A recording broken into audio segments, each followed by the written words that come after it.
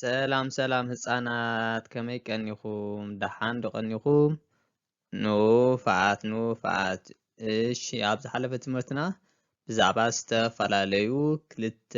ዝእግሮም ፊደላት ናይ ትግርኛ ተማሂርና ነርና ሓቂ ዶ ኣይኮነን ድዩ ብራቦታት ስለዚ ኩላቶም እቶም ዝተማሃርኩሞም ፊደላት ኣጽኒዕኩሞም ክትኮኑ ተስፋ ይገብር ኣጽኒዕኩሞም ዶ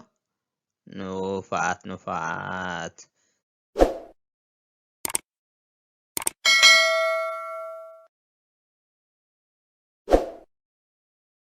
ስለዚ ሎማዓንትኻ እንታይ ክንመሃርና ሓደ ካብቶም ክልተ እግሮም ፊደላት ናይ ትግርኛ ዝኾነ ፊደል ዘ ዝባል ሓድሽ ፊደል ክንመሃርና እሺ ስለዚ ተኸታተሉኒ ኑፋዓት ዘ ዙ ዚ ዛ ዜ ዝ ዞ ብራቦታት ዘ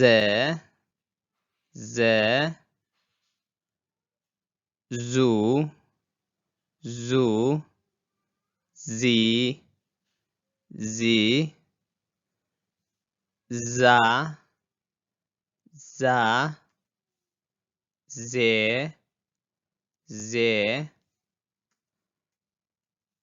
ዝ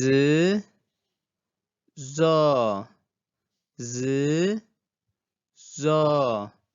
ኑፋዓት ሕጂኻ ነዚኦም ኣብዛ ስእሊ ይረኣኹም ምሻለው ነዚኦም ስእልታት ኣስማቶም እንታይ ከም ዝበሃል ክትነግሩኒ ኢኹም እሺ ብራቦታት ስለዚ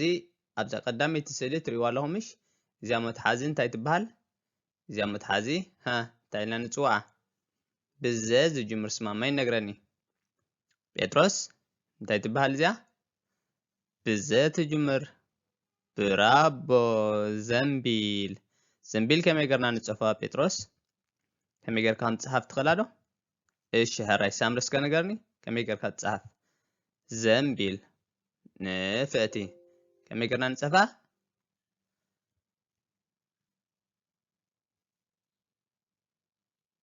ዘንቢል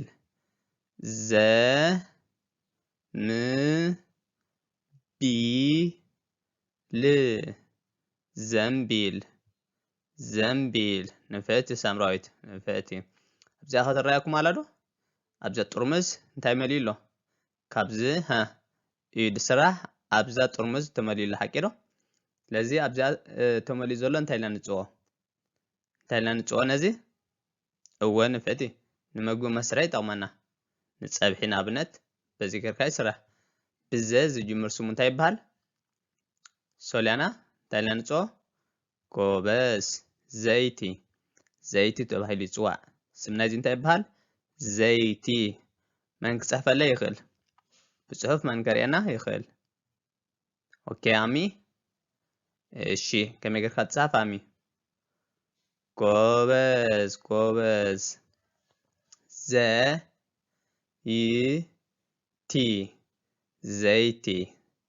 ዘይቲ ንፉዕ ኣሚ እሺ ኣብዚኣ ኸ እንታይ ትረኣየኩም ኣላ ሓደ ፅቡቕ ህንፃ ይረኣየና ኣሎ ሓቂ ዶ ሓደ ፅቡቕ ዝኾነ ገዛውቲ ይረኣየና ኣሎ ረኣየኩም ኣሎ ድናኹም እወ ንፉዓት እዚ እንታይ ኢልና ንፅውዖ ናይ ቀደም ዘይኮነ ኣብዚ ሕጂ ኣብዚ ምዕብል ግዜ ዝተሰርሐ ገዛውቲ እንታይ ኢልና ንፅውዖ ብዘ ዝጅምር እንታይ ይበሃል እሺ ዮሃንስ እንታይ ይበሃል እዚ ዘመናዊ ንፉዕ ጆኒ እንታይ ይበሃል ዘመናዊ መን ክፅሕፈለ ይኽእል ዩኤል ከመይ ጌርካ ይፅሓፍ ዘመናዊ ከመይ ጌርካ ይፅሓፍ እስከርየኒ ክትፅሕፈልና ትኽእል ዶ ብራቮ ዘመናዊ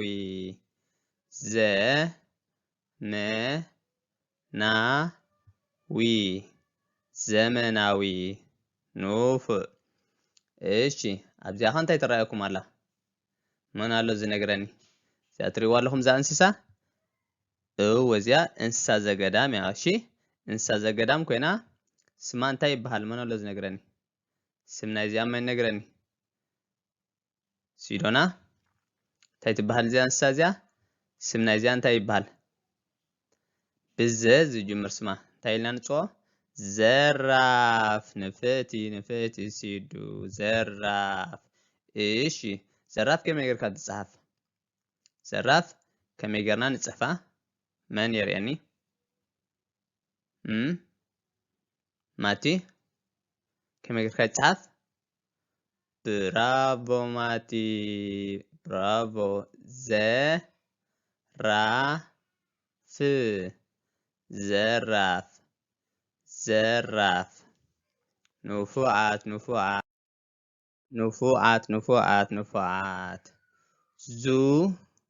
زي زا زي ز زو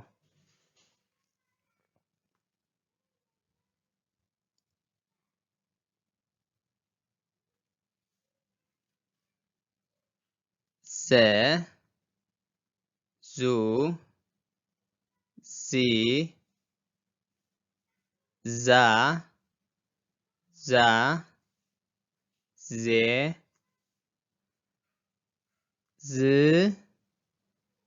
زو برافو تات واو ابزي اخن تاي تري لهم زيان تاي تري لهم ذا سبيتين تاي تخدينا لا انتاي بحال زي تخديناتو زلا كدان ها تاي بحال وزي حاجه كاب بحلاوي كدان ناي حبشايو እዚ እንታይ ይባሃል ስም ናይዚ ዝነግረኒ ብንታይ ይጅምር ብዙ ይጅምር ስሙ ማን አለ ዝነግረኒ ማን ክነግረኒ ይኽእል እንታይ ይባሃል ጴጥሮስ እንታይ ይባሃል እዚ ዙርያ ንፉዓት ጴጥሮስ ኦኬ ዙርያ ከመይ ጌርና ንጽፎ መን ነርየኒ ዙርያ كما يقدر كهم صحف من نقراني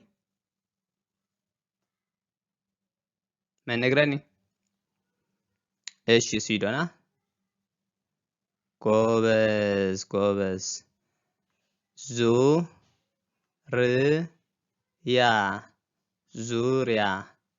زوريا برافو ايش ابزي خان تاي رايكم الله تاي تري لهم ابزي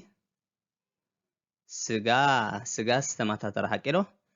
ام تخفافيلو ابوزه تماقيلو تقميتو لحقيرو نوفعت ስለዚህ መጀመሪያ እዚያ እንበለን ደድሕረ ይበሉ ዚ ዛ ዜ ዝ ዞ ስለዚህ ዚ እዚያ እንታይ ይባሃል እዚ እንታይ ይባሃል ጉዚ እዚ ኣብ ዓድና እንታይ ንገብሮ ስጋ ምትር ኣቢልና ኣብ ከምዚ ጌርና ከፋፊልና ወይ ድማ መቂልና ንእሽቶ ወይ ድማ በብንእሽቶ ጌርና ከምዚ ጌርና ክንሰርዖ ከለና እንታይ ይባሃል ጉዚ ኢልና ንፅውዖ ሓቂሮ ጉዚ ይባሃል ጉዚ እዚ ከዓ ቁፅሪ ትምሃር ዲኹም ቁፅሪ ተማሂርኩም نوفعت ስለዚህ ኣብነት ኣብዚኣ ብምንታይ ተጻሒፋ ኣላ ብጉዚ ሓደ ኣብ ልዕሊ ክልተ ሓቂሮ እዚኣ ጉዚያ እንደገና እዚኣ ምልእቲ እዚኣ ሓንቲ ሕንበሻ እንድሕር ዳ ነይራ ኣብ ክልተ ተማኢላ ኣላ ሓቂሮ እዚኣ ከዓ ብመልክዕ ጉዚ ተሳኢላ ኣላ ማለት እዩ እዚኣ እውን ብመልክዕ ጉዚ ሓደ ኣብ ልዕሊ 4 ስለዚ ቁፅሪ ክንሰርሕ ከልና ብከምዚ ኣገባብ ንፅሕፎ ወይ ድማ ንስእሎ ብኣብ ዓድና ኸዓኒ ስጋ ብቁርፅራፅ ወይ ድማ ንእሽቶ ጌርና መቃቂልና ክነቕምጦ ከለና ብከምዚ ኣገባብ እንታይ ኢልና ንፅውዖ ጉዚ ኢልና ንፅውዖ ንውፋዓት ስለዚ ጉዚ ከመይ ገይሩ ይፅሓፍ ከመይ ጌርካ ይፅሓፍ ጉዚ መን ይፅሕፈለይ መን ክፅሕፈለይ ይኽእል ሳምራዊት እሺ ብራቮ كما يتصحف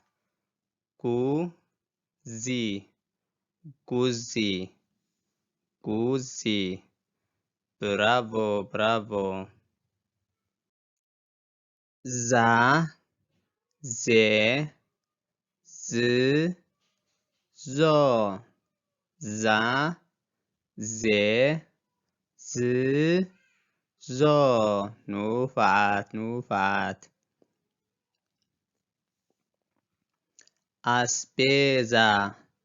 أسبيزا بتنتهي رأيكم له استفعل عينت فروتا أحملتي أبزلو استفعل عينت أحملتي كاولو دنش كوميدر عفون كاروت استفعل عينت شجورتي استفعل عينت أحملت له حكيرو ስለዚህ እንታይ ኢልና ንፅኦም ኣስቤዛ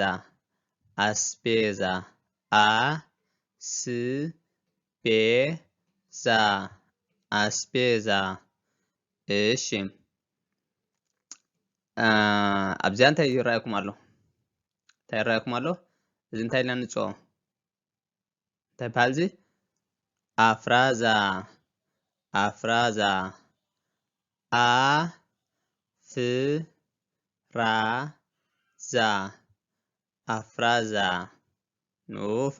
نوفعت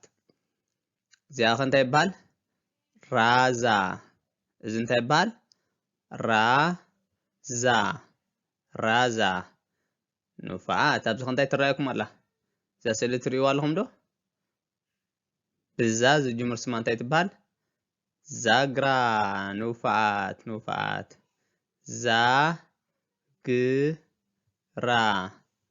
ዛግራ ብጣዕሚ نوفعت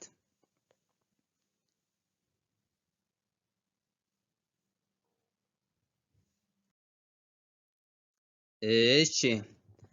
ዜ ዝ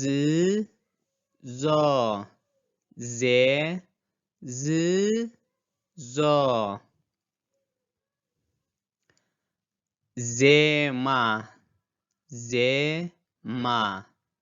ዜማ ብድምፂ ወይ ድማ ብመሳርሒ ናውቲ ሙዚቃ ጌርካ እንታይ ይስራሕ ዜማ ኣብዚ ኸ እንታይ ይረኣየኩም ኣሎ ኣብዚ እንስሳ እዚኣ ትፈልጡ ኢኹም ሓቂ ዶ እዚኣ ዘይፈልጣ ኣሎ ድዩ ከምዚአን ዓይነት እንስሳ እንታይ ይበሃላ ኣድጊ በረኻ ወይ ከዓ እንታይ ኢልና ንፅዋ ብዜ ክንፅዋዕ እንድሕር ኮይና እንታይ ይበሃል ስማ ዜብራ እንግሊሽ እንታይ ትበሃል ዜብራ ንሕና ከዓ ኣድጊ በረኻ ንብላ ማለት እዩ ዜብራ نوفعت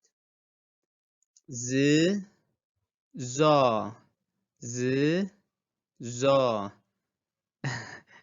እዚ መን ኣሎ ዝፈልጦ እዚ እንስሳ እዚ ትፈልጦ ዶ እንስሳ ዘቤት እዩ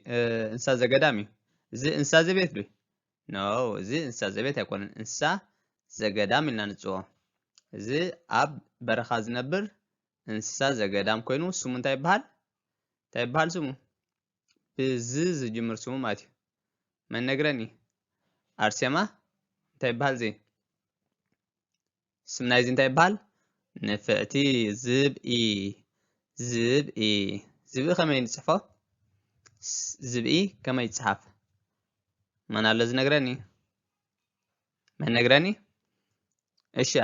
እሺ ኣርሱ እንታይ ይበሃል ከመይ ጌርና ንፅሕፎ ዝብኢ ንፍዕቲ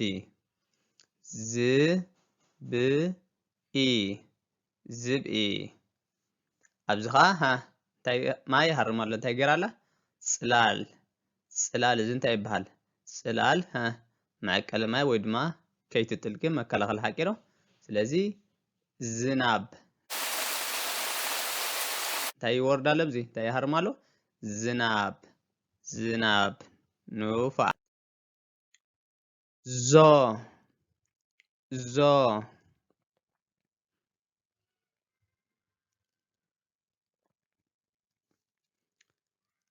ዞማ እዚ እንታይ ይበሃል እዚ ናይ ፀጉሪ ዞማ ናይ ፀጉሪ ዞማ ኢልና ንፅዎ ዘይቲ ናይ ወይ ድማ ዞማ ናይ ርእሲ ናይ ፀጉሪ نوفعت ከመይ ንፅሓፍ ከመይ ንፅፎ ዞማ እሺ ኣብዛ ስእሊ እዚኣ ይረኣየኩም ኣሎ ሓቂ ዶ እዚኣ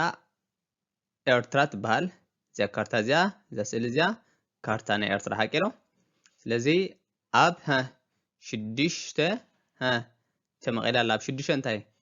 أب شدشة زواتات تمقيل الله سلزي أب كندي زواتات مايتي أب شدشة زوبا سلزي إرترا كندي زواتات اللوا شدشته زوباتات اللوا طيب هلا زوبا مأكل أبزي أتركب زوبا دوبوب بزي الله زوبا قشواركا زتري وازلهم أبزي زوبا عنسبا زيا قتل زلا زوبا عنسبا إزيا بيچا زوبا سميناوي قيه بحري إزيا خاني أرانشويت زوبا دوباوي قيه بحري تبهلن أب شدشته يمقلا ማለት ስለዚህ ኤርትራ ሽድሽተ ዞባታት ኣለዋ ማለት እዩ ኑፋዓት ስለዚህ ናይ ሎም ማዓንቲ ዝነበረ ትምህርትና ኣብዚ ወዲና ኣለና ኣብ ዝቕፅል ብኻልእ ዓይነት ትምህርቲ ስጋብ ንራኸብ ሰላም ቅነ ቻው